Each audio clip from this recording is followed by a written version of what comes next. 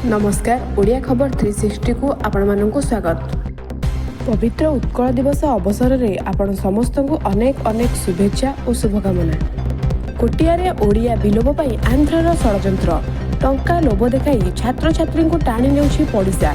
पिला पिछा देउछि 15,000 प्रोत्साहन।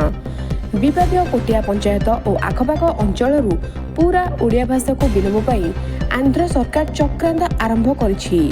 सीमांतवर्ती एही गाँ गुड़िकर लोकों को टंका और अन्यान्य सुविधा सुजोगर लोभ देखाई ओडिया छात्र छात्री को तेलुगु पढ़ा और शिखा प्रलोभित करुछि। नुआ नुआ अंगनवाड़ी केन्द्र और विद्यालय खोली ओडिया छात्र छात्री को सेठारे पाठ पढ़ाइबा एक प्रकार जाल बिछाउछि। ओडिशा सरकार छात्र छात्री निमंते समस्त प्रकार सुविधा सेठारे जोगाइथिबा सत्वे लोकों गाड़ीबार फायदा उठाई आर्थिक प्रोत्साहन देई ओडिया पिलांकु सेठारे पढ़ाउछि। भीषण छात्री मृत्यु घटना पुरुष बंधु प्रीतिमान गिरफ। वीर सुरेंद्र साय वैषयिक विश्वविद्यालय पास आउट छात्री चिन्मयी प्रियदर्शिनी साहू मृत्यु घटना रे सोमवार बुर्ला थाना पुलिस तांको पुरुष बंधु प्रीतिमान दे को गिरफ करिछि। एही घटना रे ओडिशा हाईकोर्ट संबलपुर एसपी को 2 सप्ताह मध्य रिपोर्ट देबा पाई निर्देश देइथिले। सूचना योग्य 2023 फेब्रुआरी 28 तारिख में भिसुड्रे समावर्तन उत्सव होइथिला। राति प्राय 8 ରୁ 9 मध्य चिन्मयी और तांकर जड़े पुरुष बंधुक सह बुर्ला पावर चैनल ब्रिज को बुलिबाकू जाइथिले। किछि समय पर एही घटनाटी घटिथिला। चिंता बढ़ाइले केकेबीएन और छत्तीसगढ़ माओवादी आसंता 2026 मार्च मास सुधा ओडिशा को माओमुक्त करने को लक्ष्य धार्य कर अवधि शेष मात्र गोटे वर्ष बाकी थिबा बेले केकेबीएन और छत्तीसगढ़ माओवादी एवं राज्य आह्वान सृष्टि करिछि। ओडिशा रे 10टी जिले में माओ गतिविधि लगी रही। कलाहांडी, कंधमाल, बलांगीर, मालकानगिरी, नवरंगपुर, नुआपड़ा, रायगड़ा, बरगढ़, कोरापुट और बौद्ध में माओवादी कार्यकलाप लगी रही। विशेषकर यही माओ अधिसूत जिलागुड़िक गमनागमन, मोबाइल सेवा सह अन्यान्य विकासमूलक कार्य सबू अंचल को छुई पारिनी। फल माओवादी माने सुरक्षा बाहिनी तथा प्रशासन को चकमा देवारे सफल होउछंती। एप्रिल में बर्षिब निया प्रचंड ग्रीष्म लहरी आशंका। एथर एप्रिल मासरे आकाशर बर्षिब निया असंभाल तातीर सांग को ग्रीष्म लहरी जीवन यापन को अथय करिवो। तापमात्रा स्वाभाविक तुलन में अधिक रहिबार आशंका हेतु ग्रीष्म लहरी स्थिति सृष्टि हेबो। आईएमडी जारी करथिबा रिपोर्ट रे दर्शाइछि जे एप्रिल मासरे ओडिशा रे उभय दिन और राति रे तापमात्रा स्वाभाविक तुलन में अधिक रहिबो। एहा सहित वर्षार अभाव हेतु वर्षार परिमाण स्वाभाविक तुलन में कम रहिबो। अन्यपटे सोमवार राज्यर विभिन्न स्थान में तापमात्रा 40 डिग्री अतिक्रम करथिबा बेले बौद्ध रे तापमात्रा 42.1 डिग्री रेकर्ड करिछि। 2 रे संसद में उपस्थापन हो पारे वाक बिल। संसदर चलित बजेट अधिवेशन द्वितीय पर्याय कार्यकाल शेष होगा जाउछि। एहा पूर्व केंद्र सरकार एप्रिल 2 रे वाक संशोधन बिल लोकसभा रे आगत करिपारंती बोली सूचना मिली। किंतु एही बिल को विरोध करि आसुवा बहु विरोधी दल सेमानक रणनीति प्रस्तुति रे लागि पड़थिबा बेले संसदीय व्यापार मंत्री किरेन रिजिजू विरोध को समालोचना करछंती। वाक बिल को विरोध करथुवा व्यक्तिविशेष बलशाली होइथिबारु सेमाने निरीह लोकक मध्ये भ्रांति सृष्टि करछंती।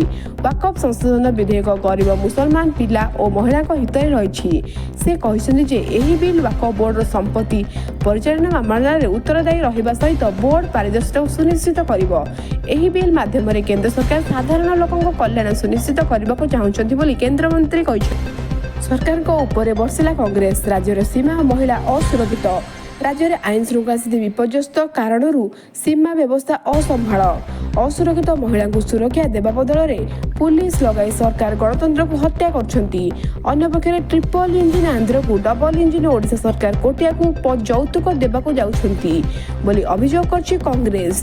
सोमवार एक सांबादिक सम्मेलन में कांग्रेस विधायक दल नेता रामचंद्र काडाम कहछंती जे एही सरकार 9 मास मध्य राज्य में माँ झील भौणी असुरक्षित।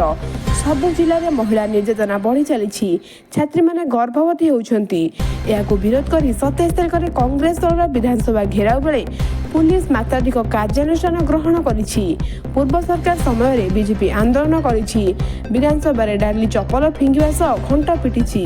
हेले एबा शासक दल रे थिबा बेले बीजेपी आंदोलन को सहयोग करि पारु नाही। बीजेपी सरकार किछि एजेंडा नै आछंती। ओडिसा रे खणी पई लूट ही चलिछि। श्रीमंदिर में छुट्टी दिन में भिड़। डह डह खरारे कलबल भक्त। भक्तों मुंड को अंटुणी छाउणी। ଫଳରେ ମହାପ୍ରଭୁଙ୍କ ଦର୍ଶନ ପାଇଁ ଆସି କଲବଲ ହେଉଛନ୍ତି। ଡହଡହ ଖରାରେ ବଡ଼ଦାଣ୍ଡରେ ସିଝୁଛନ୍ତି। ଓଃ କି ଅବସ୍ଥା! ଲାଗୁଛି ପାଦ ପୋଡ଼ିଯିବ, ନହେଲେ ଫୋଟକା ହୋଇଯିବ। କିନ୍ତୁ ଉପାୟ ବା କ'ଣ? ପାଦ ଟେକି ଡେଇଁ ଡେଇଁ ଚାଲୁଛନ୍ତି। ଅଧିକ କଷ୍ଟ ଭୋଗୁଛନ୍ତି ଛୋଟ ପିଲା। ଦିବ୍ୟାଙ୍ଗଙ୍କ ଦୁର୍ଦ୍ଦଶା କହିଲେ ନ ସରେ।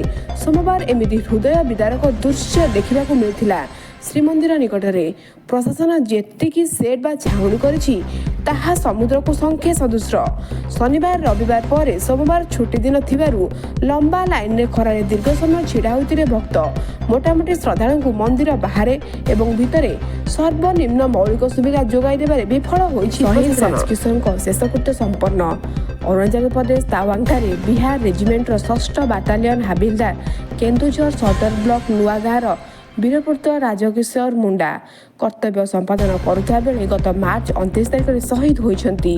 ଶହୀଦଙ୍କ ମରଶରୀର ଭୁବନେଶ୍ୱରସ୍ଥିତ ବିଜୁ ପଟ୍ଟନାୟକ ଆନ୍ତର୍ଜାତୀୟ ବିମାନବନ୍ଦରରେ ପହଞ୍ଚିବା ପରେ ମୁଖ୍ୟମନ୍ତ୍ରୀ ମୋହନ ଚରଣ ମାଝୀ ଶହୀଦଙ୍କ ଶେଷ ଦର୍ଶନ କରିବା ସହ ଗଭୀର ଶ୍ରଦ୍ଧାଞ୍ଜଳି ଅର୍ପଣ କରିଛନ୍ତି।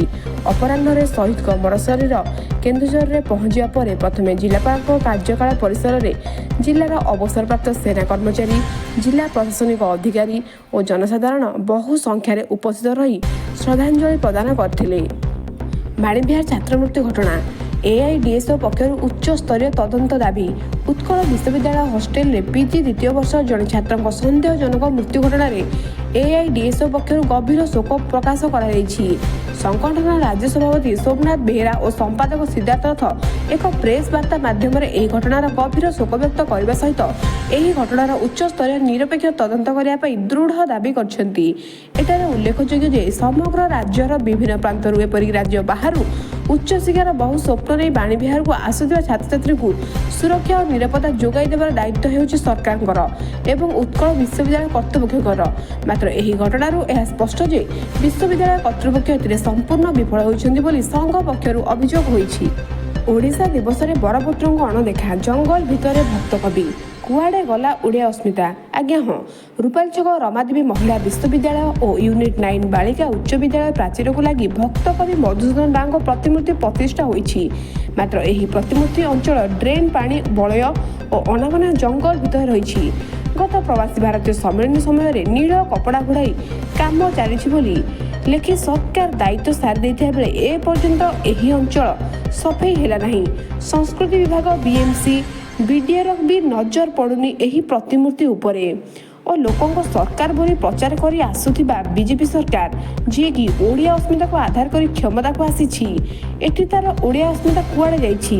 କାର୍ଯ୍ୟକ୍ରମ ସମ୍ପାଦନ ହୋଇ ବରପୁତ୍ରଙ୍କ ଜୟନ୍ତୀ ଓ ଶ୍ରାଦ୍ଧୋତ୍ସବ ସହ ସ୍ୱାଧୀନତା ଦିବସ, ସାଧାରଣତନ୍ତ୍ର ଦିବସ, ଓଡ଼ିଶା ଦିବସ, ଏପ୍ରିଲ 13 ତାରିଖ ରାଜଧାନୀ ପ୍ରତିଷ୍ଠା ଦିବସରେ ମଧ୍ୟ ବରପୁତ୍ରଙ୍କ ପ୍ରତିମୂର୍ତ୍ତିରେ ମାଲ୍ୟାର୍ପଣ କରିବା ବ୍ୟବସ୍ଥା ଥାଏ। କିନ୍ତୁ ଏଠି ଏହିପରି ଭାବରେ ଆମ ଭକ୍ତ କବିଙ୍କର ପ୍ରତିମୂର୍ତ୍ତି ପଡ଼ି ରହିଛି। ଶେଷ ହେଲା ଇସଲାମ ସମ୍ପ୍ରଦାୟର ବଡ଼ ପର୍ବ ଇଦ୍ ଉଲ୍ ଫିତର। ଆଲ୍ଲାହ ଆକବର ଶବ୍ଦରେ ପ୍ରକମ୍ପିତ ହେଲା ମସଜିଦ୍। ଇସଲାମ ସମ୍ପ୍ରଦାୟର ପର୍ବ ଇଦ୍ ଉଲ୍ ଫିତର ପାଇଁ ଦେଖାଯାଇଥିଲା ଚାରିଆଡ଼େ ଉତ୍ସବର ମାହୋଲ। ରମଜାନ ମାସର ଶେଷ ଦିବସଟିକୁ ଧୁମଧାମରେ ପାଳନ କରିଥିଲେ ଇସଲାମ ଧର୍ମାବଲମ୍ବୀ। ଏକ ମାସ ଧରି ରୋଜା ରଖିଥିବା ମୁସଲମାନ ଭାଇ ଭଉଣୀମାନେ ବ୍ରତ ଭାଙ୍ଗିଥିଲେ। ଏହି ଅବସରରେ ମସଜିଦରେ ସମୂହ ପ୍ରାର୍ଥନା କରିବା ସାଙ୍ଗକୁ ପରସ୍ପରକୁ କୋଳାଗ୍ରତ କରି ଇଦ୍ ଶୁଭେଚ୍ଛା ଜଣାଇଥିଲେ। ରାଜଧାନୀର ବିଭିନ୍ନ ସ୍ଥାନରେ ରହିଥିବା 12ଟି ମସଜିଦରେ ସ୍ୱତନ୍ତ୍ର ପ୍ରସ୍ତୁତି କରାଯାଇଥିଲା। ସତ୍ୟନଗରସ୍ଥିତ ମସଜିଦ ଇ ଫେମିଦା, ୟୁନିଟ୍ 4 କାମା ମସଜିଦ, ସୈନିକ ସ୍କୁଲ ମସଜିଦ ଇତ୍ୟାଦିରେ ପ୍ରବଳ ଭିଡ଼ ଜମିଥିଲା।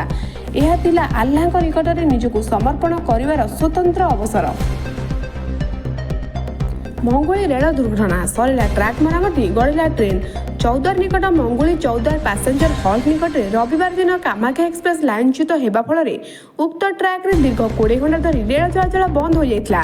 ରେଳ ବିଭାଗ କର୍ମଚାରୀମାନେ ଦୀର୍ଘ ଘଣ୍ଟା ଧରି କାର୍ଯ୍ୟ କରି ସୋମବାର ସକାଳ ସୁଦ୍ଧା ରେଳ ଧାରଣା ମରାମତି କାର୍ଯ୍ୟ ଶେଷ କରିବା ପରେ ସକାଳରୁ ଉକ୍ତ ଲାଇନରେ ରେଳ ଚଳାଚଳ ସ୍ୱାଭାବିକ ହୋଇଛି। ସକାଳ 9:30ରେ ପ୍ରଥମେ ଏକ ମାଲବାହୀ ଟ୍ରେନ୍ ଯିବା ସହିତ ପରେ ଆଉ 3ଟି ମାଲବାହୀ ଟ୍ରେନ୍ ଚାଲିଥିଲା। ପରେ ନୂଆଦିଲ୍ଲୀ ତେଜସ୍ ରାଜଧାନୀ ସୁପରଫାଷ୍ଟ ଏକ୍ସପ୍ରେସ୍ ଉକ୍ତ ଟ୍ରାକ୍ରେ ଯାଇଥିଲା। शेषर पूर्वतन ड्राफ्टमैन को 4 वर्ष जेल दंड। लांच मामलें अनुगुल पूर्वतन ड्राफ्टमैन कुलमणि प्रधान को 4 वर्ष जेल दंड दंडित कर अनुगुल स्वतंत्र विजिलेंस अदालत। एसह 5,000 टंकार जरिमाना देवाकू अदालत निर्देश देइछन्ती।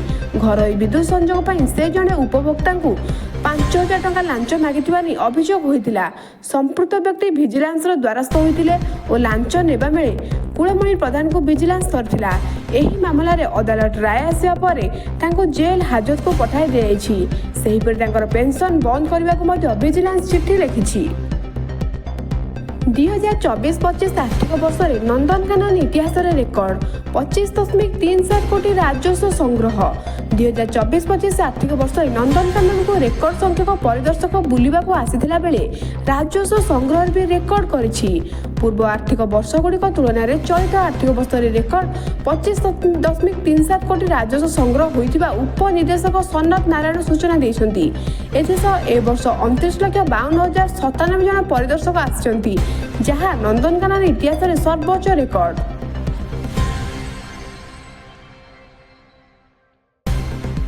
रथयात्रा बालीयात्रा को यूनेस्को मान्यता प्रसंग सफलता सह प्रथम सोपान अतिक्रम।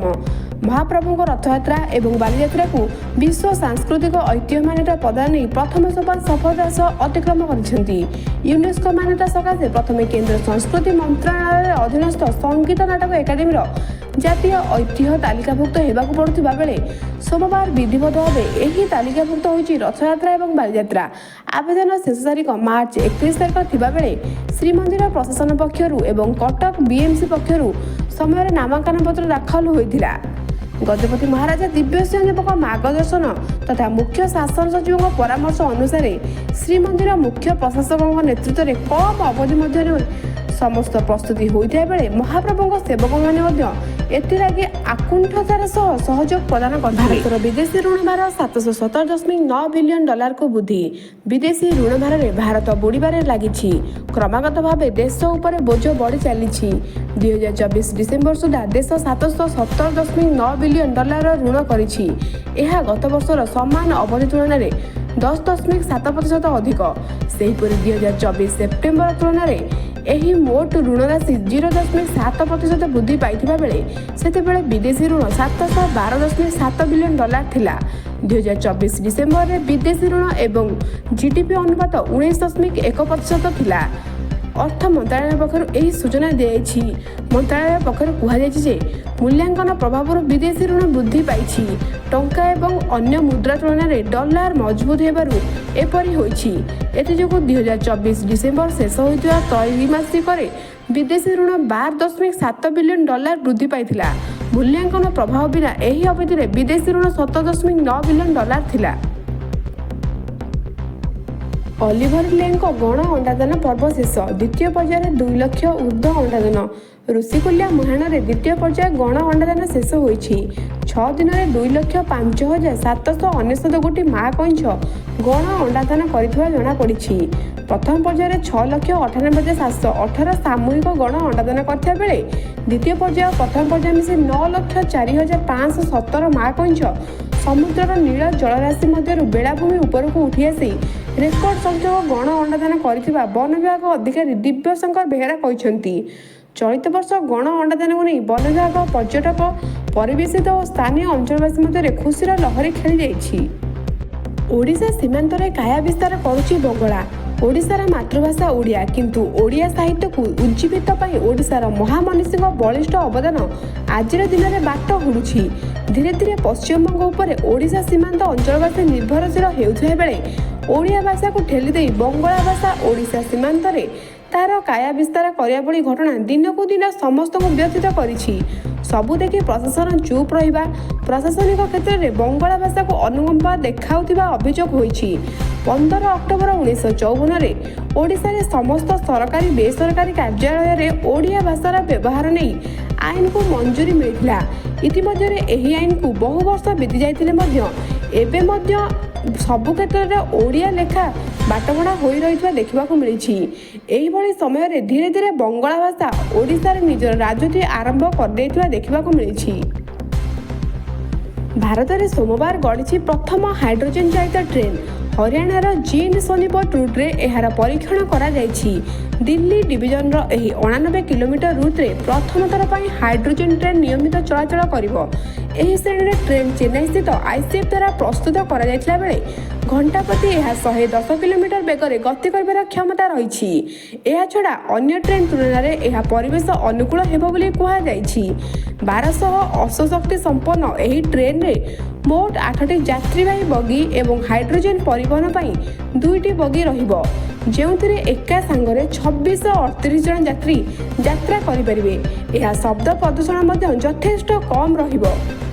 कोलकाता को हराई मुंबईर प्रथम विजय। पदार्पण में अश्विनी को घातक बोलिंग, रिकेलट को अर्धशतक। पदार्पणकारी पेस बोलर अश्विनी कुमार को घातक बोलिंग और रयान रिकेल्टन को अपराजित अर्धशतक बल मुंबई इंडियंस 8 विकेट रे कोलकाता नाइट राइडर्स को परास्त करी चलित आईपीएल प्रथम विजय हासिल करिछि। एही मैच रे अश्विनी 24 रन रे 4 विकेट नेबा फल प्रथम बैटिंग करी कोलकाता 16.2 ओवर रे मात्र 116 रन करी ऑल आउट हो जाइतिला।